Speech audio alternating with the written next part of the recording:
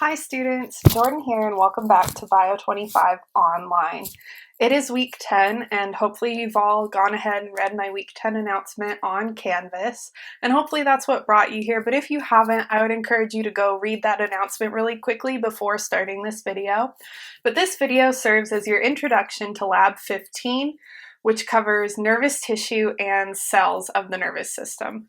Binks, come here, come here. Come here. Oh, here's a cat. If you notice, I have a cat now, and my background's a little bit different, and that's because I actually went home to Arizona, but I'm still here, I'm still accessible, I'm still ready to help you learn. So without further ado, let's just get into the video. So now is the portion of the video where we'll be talking about nervous tissue and cells. Today we'll be working out of page 82 in your lab manuals, so I would encourage you all to get your lab manuals out and open up to page 82. If you'll recall, the nervous system includes the brain and spinal cord, but more specifically than that, it also includes neurons and neuroglia, as well as blood vessels and connective tissue that relate to the nervous system. So first we're going to focus on neural tissue. What is neural tissue? There are two principal cell types of the nervous system, and those are neurons and neuroglia.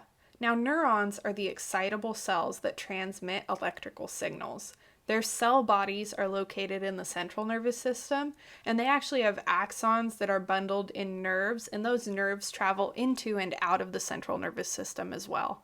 And then we have cells called neuroglia, and these are cells that surround and support neurons. And there are a bunch of different types of neuroglia that I have listed, but we'll actually be talking about these types later on in the presentation. So for now, we're just going to focus on neurons. All right, let's talk about neurons. What even is a neuron? Well, a neuron is the major communicating cell within the nervous system, and it actually receives and transmits electrical and chemical signals. Structurally, there are some anatomical landmarks of a neuron that we care about, and I have those listed here for you, but they're dendrites, the cell body, axon, which also has some secondary structures, and the myelin sheath. But in the next slide, we'll talk about what those structures look like and what I would expect you to know. If you'll see here, I have a labeled picture of a neuron model, and these are all structures that I would expect you to know. So maybe you can pause the video and study this picture. Maybe you can Google pictures of neurons and practice labeling them.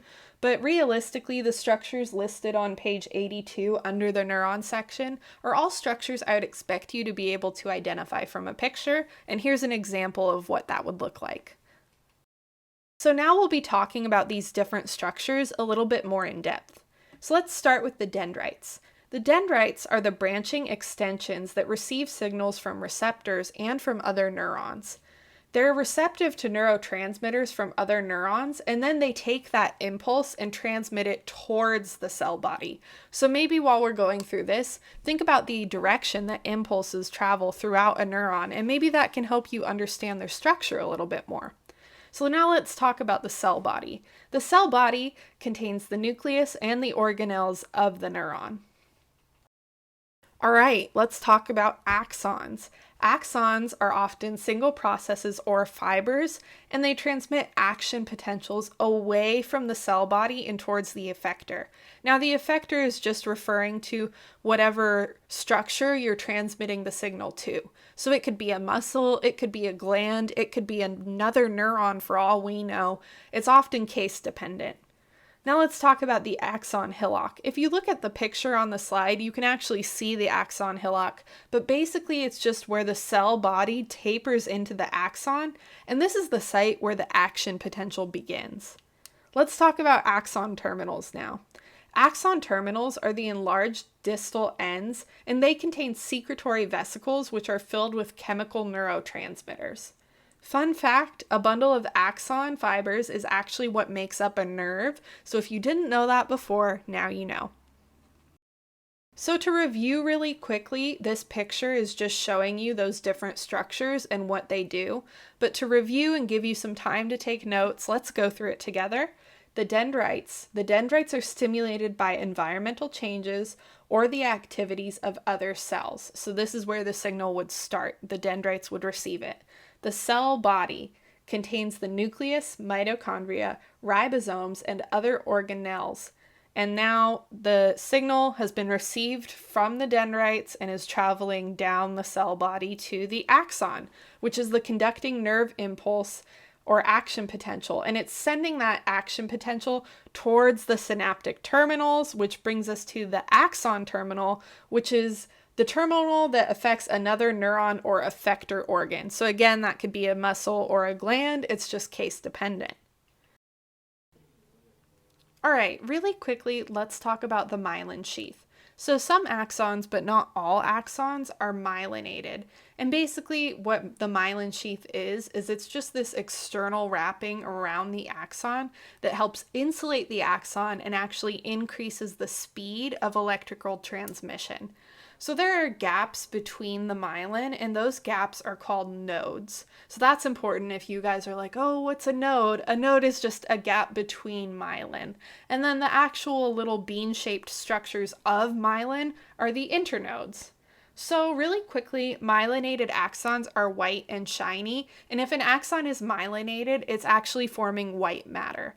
On the opposite hands, cell body and non-myelinated axons are gray, and if something's not myelinated, that means it's forming gray matter. So the only real difference between white matter and gray matter is the presence or absence of myelin. Next, let's talk about synapses. If you'll notice on page 82, you have a section dedicated to the anatomy of a synapse, so I would focus on that area here. What is a synapse, though? A synapse is just a connection between two neurons or between a neuron and a muscle, gland, or cell. A synapse contains specialized structures to transmit electrical and chemical signals, and we're going to be focusing on those specialized structures here. Structurally, what does a synapse look like? A synapse contains a presynaptic neuron, and that presynaptic neuron is what has the synaptic vesicles and neurotransmitters. Then we have the synaptic cleft, which is the space between the presynaptic and postsynaptic neuron, and then we have the postsynaptic neuron, which contains the receptors and ion channels. So how you can kind of think about the difference between the presynaptic and postsynaptic neuron is if the presynaptic neuron is the pitcher in a baseball game, the postsynaptic neuron is the catcher, and the space between the pitcher and the catcher is the synaptic cleft. So there's my baseball analogy for you. So let's talk a little bit more about the presynaptic neuron. The presynaptic neuron is the neuron that is transmitting a signal to the synapse. So again, this is our pitcher. This contains synaptic vesicles, and synaptic vesicles are just tiny sacs of chemicals that will be released when the signal reaches the axon terminal. The synaptic vesicles have what's called neurotransmitters inside of them, and these are the chemicals found in the synaptic vesicles that will help excite the postsynaptic neuron or muscle or gland, whatever structure is our effector organ. Next, let's talk about the synaptic cleft.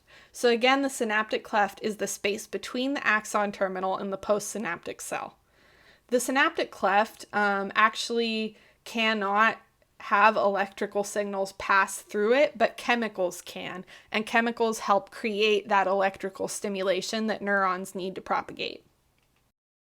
All right, now let's talk about the postsynaptic neuron. So the postsynaptic neuron is the neuron that is receiving the signal from the synapse.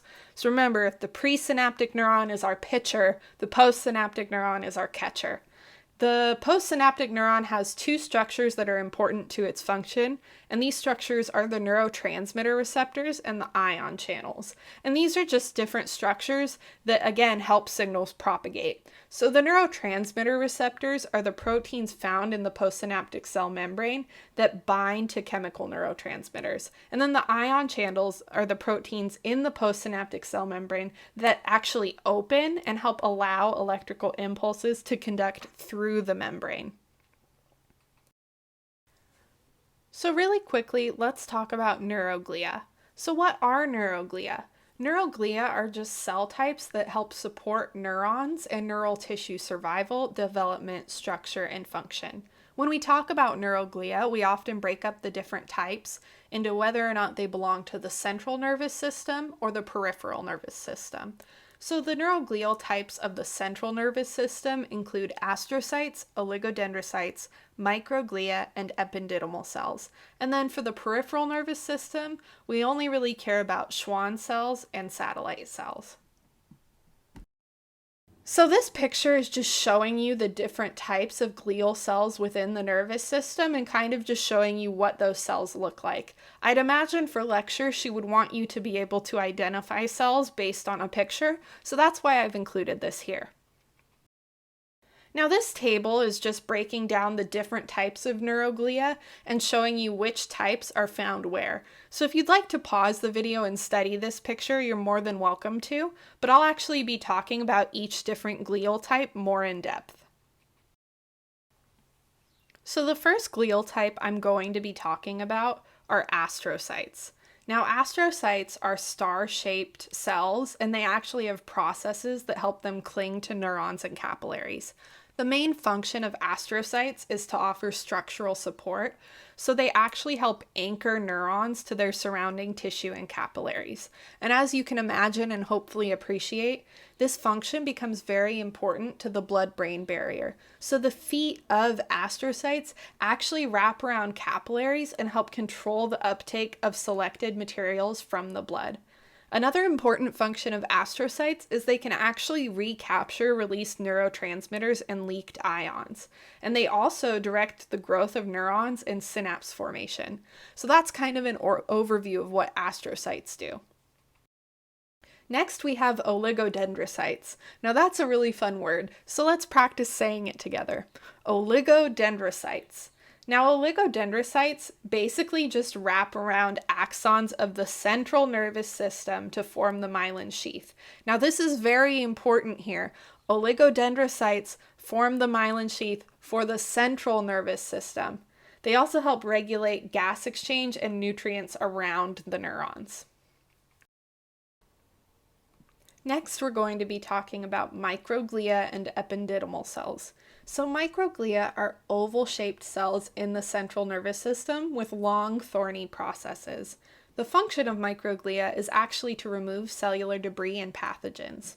Next, we have ependymal cells, and ependymal cells are the ciliated cells of the central nervous system, and they line chambers filled with something called cerebrospinal fluid, which is often abbreviated as CSF. So ependymal cells are very important because they help monitor and maintain the composition of cerebrospinal fluid, and they also assist in its circulation. So now we're going to talk about Schwann cells and satellite cells. So Schwann cells form the myelin sheath around axons of the peripheral nervous system. That's really important. They don't form the myelin in the central nervous system. They form the myelin in the peripheral neurons. So that's really important, and you guys need to understand the difference between oligodendrocytes and Schwann cells. They also help insulate and play a role in tissue regeneration. Next, we have satellite cells, and satellite cells surround the cell bodies of peripheral neurons. They actually help isolate the cell body and regulate the exchange of nutrients and waste. Finally, this picture is just showing you Schwann cells forming the myelin sheath in the peripheral nervous system, in case you're interested in what that process looks like or how it works. Alright, that's all I have for you guys today.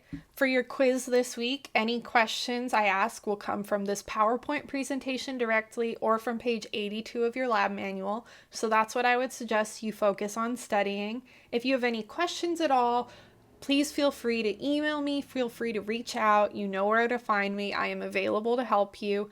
And finally, I will be holding office hours this week, and if you'd like to attend those, please see Canvas for more information on what that's going to look like. Finally, just to wrap up, our fun anatomy fact of the day is nerve impulses to and from the brain travel as fast as 170 miles per hour. So hopefully that video helped you all understand the different types of nervous tissue and cells within the nervous system, as well as the structure of a neuron, the structure of the synapse, and the different types of glial cells. If you have any questions, feel free to email me. I'm always here for you. And with that, I just want to again encourage you all to stay safe, stay kind, and stay healthy. I'll see you in the next one.